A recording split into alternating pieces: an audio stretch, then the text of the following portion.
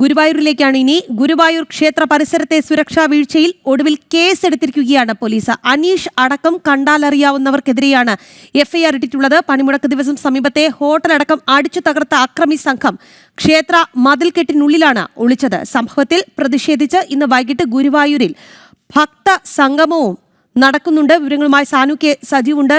സാനു, ഒടുവിൽ അക്രമി സംഘത്തിനെതിരെ കേസെടുത്തിരിക്കുകയാണ്. ഇന്നലെ നമ്മൾ കണ്ടതാണ് ആ ദൃശ്യങ്ങൾ. ഒപ്പം ഹോട്ടലിലെ ഗ്ലാസ് അടക്കം അടിച്ച് തകർക്കുകയും ചെയ്തു. തനി ഗുണ്ടായിസമായിരുന്നു. ഒടുവിൽ കേസെടുത്തിരിക്കുന്നു. എങ്ങനെയാണ് വിവരങ്ങൾ?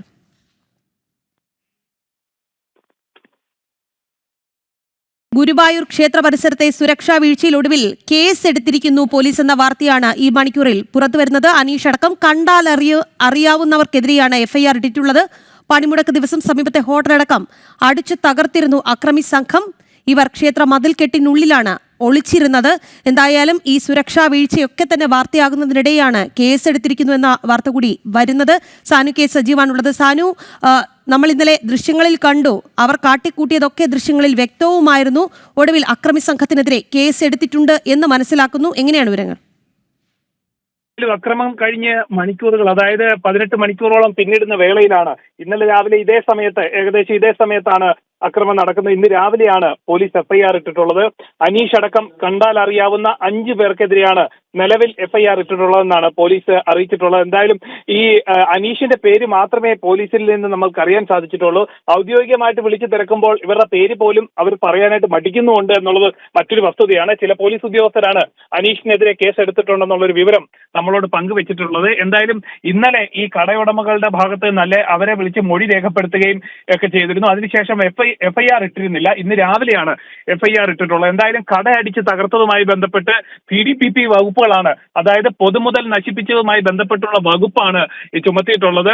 എന്നാൽ ഈ ക്ഷേത്രത്തിനുള്ളിലേക്ക് ഈ അക്രമം നടത്തിയതിനു ശേഷം ക്ഷേത്രത്തിനുള്ളിലേക്ക് അതീവ സുരക്ഷാ മേഖലയിലേക്ക് കടന്നതുമായി ബന്ധപ്പെട്ടിട്ടുള്ള കാര്യങ്ങളൊന്നും പോലീസ് പറയുന്നില്ല. അവർ അവിടേക്ക് പ്രവേശിച്ചിട്ടില്ല എന്നാണ് പോലീസ് പറഞ്ഞിട്ടുള്ളത്. എന്തായാലും നമ്മുടെ ദൃശ്യങ്ങളിലടക്കം, നമ്മൾ അവിടെ നിന്ന് ലൈവ് റിപ്പോർട്ട് ചെയ്യുന്നതിനിടയിൽ ആ ദൃശ്യങ്ങളിലടക്കമുണ്ട് ഈ അനീഷിന്റെ നേതൃത്വത്തിലുള്ള കൂട്ടാളികൾ, അതായത് 50ഓളം വരുന്ന CITU പ്രവർത്തകർ ക്ഷേത്രത്തിനുള്ളിലേക്ക് പോയി മറയുന്നതിന്റെ ദൃശ്യങ്ങളടക്കമുണ്ട്. എന്തായാലും ഇവർക്കെതിരെ നിലവിൽ 5 പേർക്കെതിരെയാണ് കേസെടുത്തിട്ടുള്ളത്. കടയുടമകളുടെ മൊഴിയുടെ അടിസ്ഥാനത്തിൽ അനീഷാണ് 1-ാം പ്രതി എന്നാണ് നമ്മൾക്ക് മനസ്സിലാക്കാൻ സാധിക്കുന്നത്. അനീഷ് അടക്കം കണ്ടാൽ അറിയാവുന്ന 5 പേർക്കെതിരെയാണ് നിലവിൽ കേസെടുത്തിട്ടുള്ളത്. എന്നാലും ഈ ക്ഷേത്രത്തിനുള്ളിലേക്ക് അതീവ സുരക്ഷാ മേഖലയായിട്ടുള്ള ഗുരുവായൂർ ക്ഷേത്രത്തിനുള്ളിലേക്ക് കയറിയിട്ടുള്ള, അല്ലെങ്കിൽ ആ മതിൽക്കെട്ടിനോട് ചേർന്നുള്ള സുരക്ഷാ മേഖലയിൽ നടത്തിയിട്ടുള്ള അക്രമത്തിനെതിരെ ഇന്ന് വൈകിട്ട് ഭക്തജനങ്ങളുടെ നേതൃത്വത്തിൽ ഒരു വലിയ പ്രതിഷേധം ഗുരുവായൂരിൽ സംഘടിപ്പിക്കുന്നുണ്ട്. ഒപ്പം തന്നെ സുരക്ഷാ മേഖലയിൽ നടത്തിയ അക്രമത്തിനെതിരെ കോടതിയെ സമീപിക്കാനും ചിലർ ഒരുങ്ങുന്നു എന്നുള്ളൊരു വിവരവും നമുക്ക് ലഭിക്കുന്നുണ്ട്. ശരി സാനു, ഗുരുവായൂർ ക്ഷേത്ര പരിസരത്തെ സുരക്ഷാ വീഴ്ചയിൽ ഒടുവിൽ കേസെടുത്തിരിക്കുകയാണ് പോലീസ്. ഇന്നലെ ജനം TV-യിലൂടെ പ്രേക്ഷകർ ആ ദൃശ്യങ്ങൾ കണ്ടതാണ്. പണിമുടക്ക് ദിവസം തനി ഗുണ്ടാ വിളയാട്ടമായിരുന്നു ഗുരുവായൂർ ക്ഷേത്ര പരിസരത്ത് നടന്നത്. എന്തായാലും ഒടുവിൽ കേസെടുത്തിട്ടുള്ള സാനു കെ സജീവാണ് വാർത്തയുടെ വിശദാംശങ്ങൾ നൽകിയത്. മറ്റൊരു വാർത്തയിലേക്ക് പോവുകയാണ്. പണിമുടക്ക് ദിനത്തിലെ അക്രമങ്ങൾക്കിടയിൽ ആശ്വസിക്കാനും ചില നല്ല വാർത്തകൾ ഉണ്ട്.